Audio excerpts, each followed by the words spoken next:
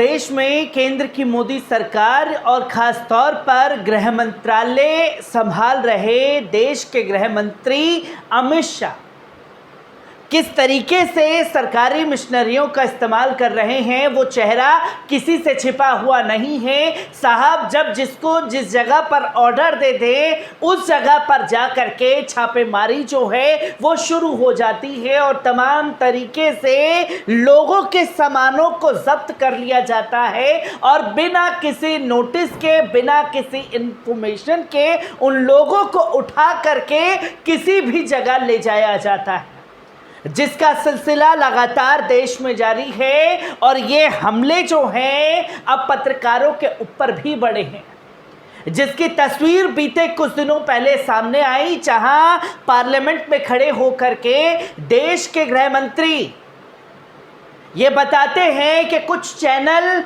देश से गद्दारी कर रहे हैं।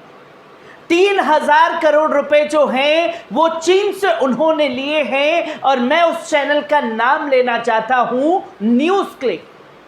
साहब ने पार्लियामेंट में खड़े होकर के ये स्पीच दी और स्पीच का नतीजा बीते कुछ दिनों बाद सामने आता है कि साहब के ऑर्डर के बाद दिल्ली पुलिस को ऑर्डर दिया जाता है कि जाइए न्यूज़ क्लिक के हर एक बंदे को उठाइए और जेल की सलाखों के पीछे डालने का काम कीजिए, ताकि जो लोग सवाल कर रहे हैं वो डरे, और वो डरे हमारे खौफ से कि हम किस तरीके से लोकतंत्र की हत्या कर सकते हैं। और दिल्ली पुलिस को ऑर्डर हुआ तो साहब के ऑर्डर की कैसे नाफरमानी होती, वो पहुंच गए उन तमाम पत्रकारों के घर, जगह जगह जा कर के पलंग के नीचे घुस कर के तमाम कबर्ड, तमाम जगह पर जा कर के छापेमारी की जा रही थी कि जो चीन से पैसा आया है वो रखा कहाँ है। ये तस्वीरें दिखाने की कोशिश की गई और पहली रेड ऐसी थी कि साहब का फरमान हुआ दिल्ली पुलिस को, और दिल्ली पुलिस के पहले पहुंचने से पहले तमाम गोदी मीडिया के वो चेहरे उन पत्रकारों के घर के बाहर मौजूद हो गए जिन लोगों को लाइव कैमरा एक्शन दिखाना था, जिन लोगों को अपने ही साथी पत्रकारों को संदिग्ध बताना था, आतंकवादी बताना था। और जब ये तस्वीर सामने आई, लोगों से घंटों घंटों पूछताछ हुई और घंटों घंटों पूछताछ का नतीजा साहब ने जो सोचा था वो इसके बिल्कुल उलट आया। जहां लंबी घंटों पूछताछ के बाद डर दिखाने की कोशिश की गई कि शायद पत्रकार डर जाएं और जो सवाल पूछ रहे हैं वो सवाल ना पूछें, पर जैसे ही सीनियर जर्नलिस्ट बाहर निकले तो हर किसी ने उनका वीडियो देखा, जहां कल खुशबू अख्तर ने भी उनसे बात की और उन्होंने साफ तौर पर बताया कि गोदी मीडिया के वो दलाल, दंगाई, राक्षस पत्रकार जो हैं वो मुंह में माइक आईडी देकर के ठूस रहे थे और सवाल पूछना चाहते थे। तो मैंने उनसे सवाल पूछने से पहले ही कह दिया कि मैं आपका जवाब जानता हूं, मुझे क्या कहना है। तो मैंने सिर्फ यही कहा, मोदी जी महान हैं, मोदी जी भगवान हैं, आपको इसके बाद कोई सवाल पूछना है? तो उन्होंने साफ तौर पर मना कर दिया। और जब पत्रकारों का ये डर निकल गया, इनके जज्बे को पूरा देश सलाम करता हुआ नहीं थका। जहां उन्होंने हम जैसे तमाम पत्रकारों को एक राह दिखा दी कि आप सच पर अड़िग रहें, डरने और घबराने की ज़रूरत किसी से नहीं है, ना सरकारी मशीनरियों से, ना ही सरकार से, जो सिर्फ और सिर्फ दबा देना चाहती है, कुचल देना चाहती है।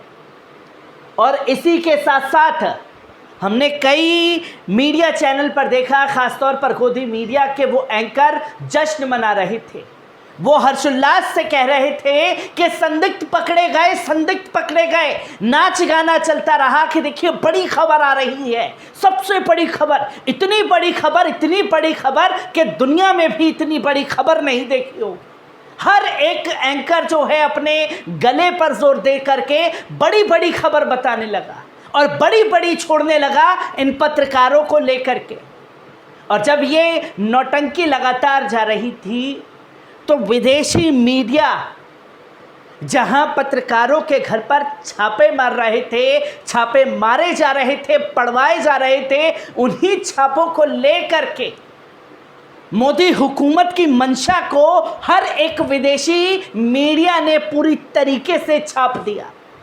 और एक तरफ वो छापे थे और दूसरी तरफ विदेशी मीडिया ने जो छापा उससे मोदी सरकार की नींदें उड़ गई। जहां सबसे पहले आपको बता दें कि सिर्फ न्यूयॉर्क टाइम्स नहीं, वॉशिंगटन पोस्ट नहीं, सिर्फ अल जजीरा या कतर का मीडिया ही नहीं, पूरे अरब देशों के मीडिया ने खुल करके इन तस्वीरों को छापा और पूरी तरीके से दुनिया भर के पत्रकारों ने उन पत्रकारों को अपना समर्थन दिया।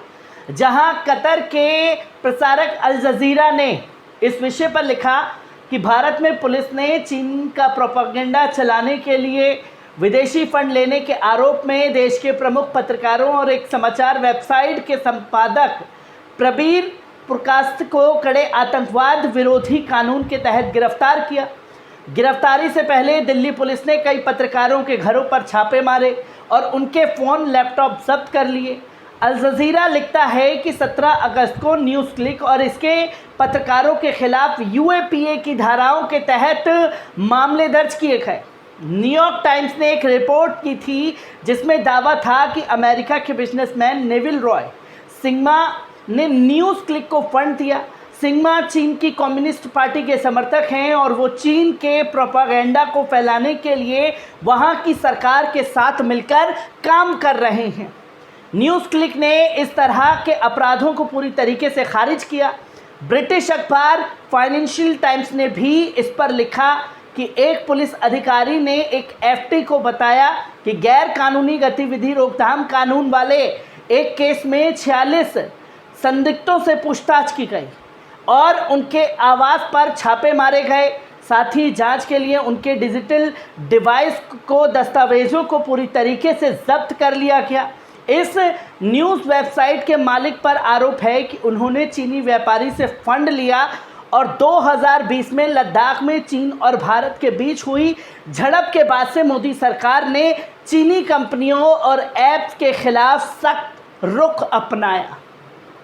जहां ये बातें तो की जा रही हैं पर 2020 में खुद चीन सरकार द्वारा पीएम केयर फंड में पैसे दिए गए। क्या वो भी विदेशी पैसा था? अगर वो जायज़ था तो इस तरीके से पत्रकारों के ऊपर कार्रवाई क्यों? और हालांकि इसके सबूत पुख्ता तौर पर क्यों नहीं पेश किए गए?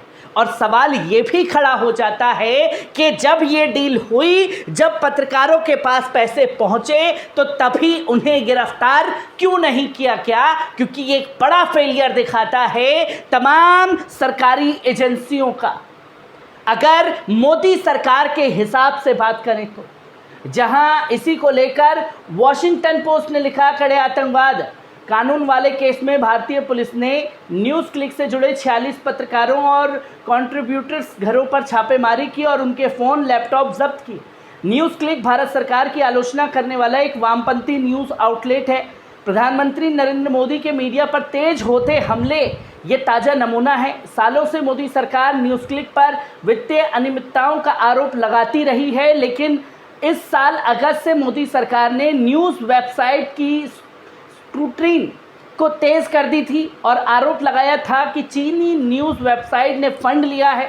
पुलिस ने मंगलवार तड़के 30 से अधिक जगहों पर छापे मारे। पत्रकारों के खिलाफ दिल्ली पुलिस की इस कार्रवाई की विपक्ष ने कड़ी तौर पर निंदा की और इसे प्रेस की आज़ादी पर हमला बताया। वहीं वॉशिंगटन पोस्ट ने लिखा, भारत में स्वतंत्र मीडिया आउटलेट कड़ी सेंसरशिप से जूझ रही हैं। संस्थानों को गिरफ्तार और आर्थिक दबाव का सामना करना पड़ता है। मोदी सरकार की आलोचना करने वाले मीडिया संस्थानों पर वित्तीय अनियमितताओं का आरोप लगाते हुए छापेमारी जो है वो लगातार बढ़ा दी गई है, जिसकी तस्वीर लोगों के सामने आई। यहाँ न्यूयॉर्क टाइम्स आप साफ तौर पर देख सकते हैं कि न्यूयॉर्क टाइम्स ने इस पर पुलिस की ओर से नई दिल्ली में पत्रकारों के घरों पर सुबह छापे मारे और एक पत्रकार को गिरफ्तार कर लिया।